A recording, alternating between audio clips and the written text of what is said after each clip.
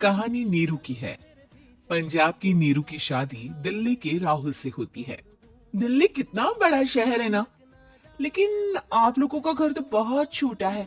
हमारे पंजाब में तो ये बड़े बड़े घर होते हैं कि मजा ही आ जाता है। कोई बात नहीं नीरू, मैं भी तुम्हारे लिए बहुत बड़ा मकान बनाऊंगा बहुत जल्दी। नीरू के पिता जहाँ पंजाब की जाने माने व्यापारी थे, वहीं उसका पति राहुल दिल्ली में एक सिंपल नौकरी करता था। माँ, यहाँ तो घी मक्खन इतना महंगा है कि क्या बताऊं। मैं तो तरस ही जाती हूँ घी खाने के लिए। नीरू की माँ को ये सुनकर बहुत दुख होता है।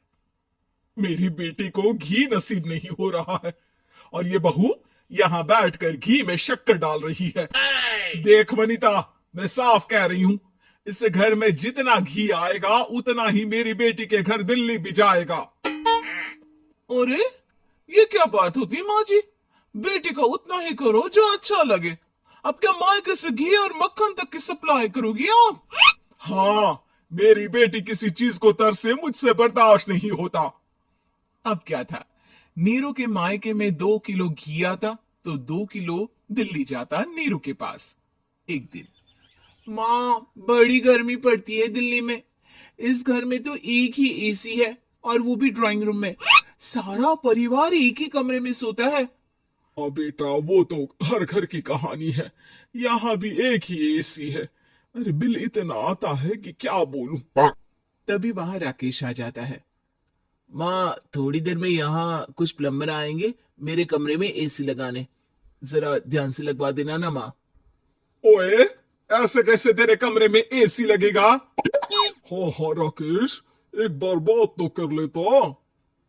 अरे पापा, वो वनिता को गर्मी में नींद नहीं आती।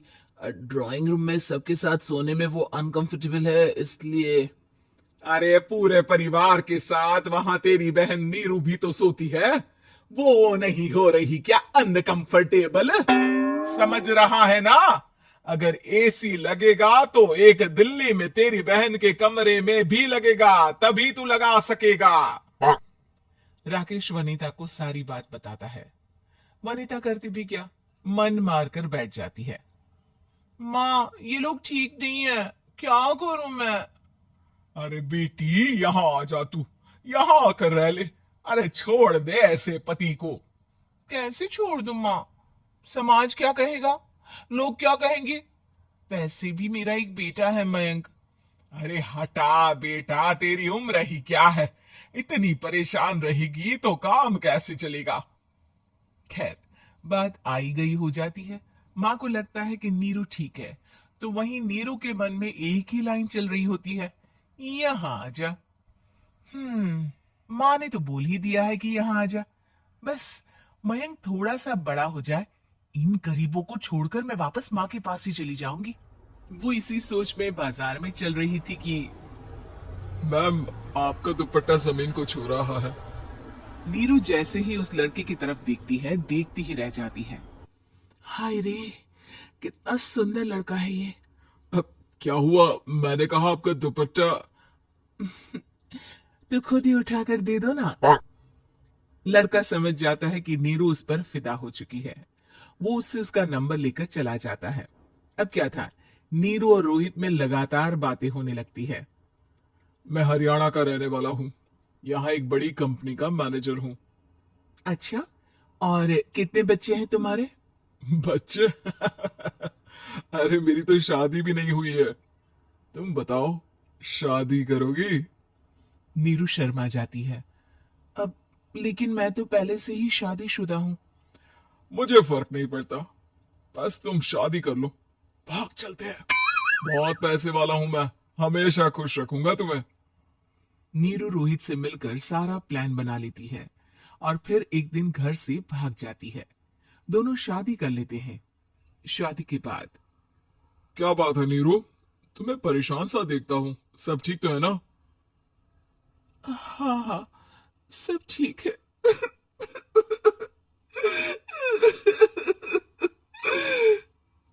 ये कहते कहते ही वो रोने लगती है। अरे क्या हो गया, रो क्यों रही हो? मैंने तुमसे एक बात छुपाई है। और वही बात अब मुझे परेशान कर रही है।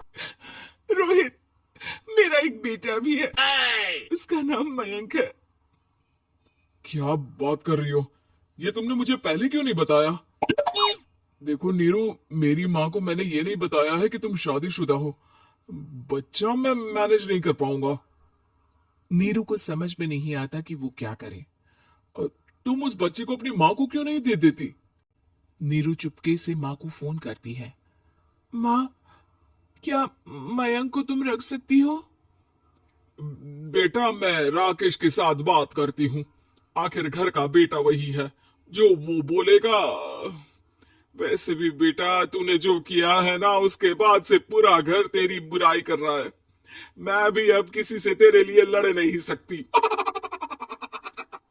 राकेश बेटा, नीरू ने तो जो किया बहुत ही बुरा किया, लेकिन मैं सोच रही थी कि क्यों ना मयंक को हम यहाँ ले आए। तभी वनीता बोल पड़ती है। वाह जी, ऐसे कैसे यहाँ ले आए? यहाँ क्या भंडारा भरा है? और जिस बच्चे की माँ ने नहीं सोचा, उसके लिए हम क्यों सोचे? नीरू को एक बार तो अपने बच्चे के बारे में सोचना चाहिए था ना। अरे लेकिन तेरे पास भी तो लड़का नहीं है ना वनीता? माँ, वनीता ठीक बोल रही है। कल को वो बड़ा होकर इसी घर का हिस्सा मांगेगा, तो हम क्या करेंगे? माँ कहती भी तो क्या, वो चुप रह जाती है। वहीं नीरू का पहला पति कहता है। माँ, अगर आज भी वो वापस आ जाए तो मैं उसे माफ कर दूंगा। बेटा, गरीबी चीज ही ऐसी है, क्या करेगा? तू तो अब मयंक का सोच। वो बेचारा तो बिना माँ का हो गया। मयंक की खातिर तू दूसरी शादी कर ले बेटा।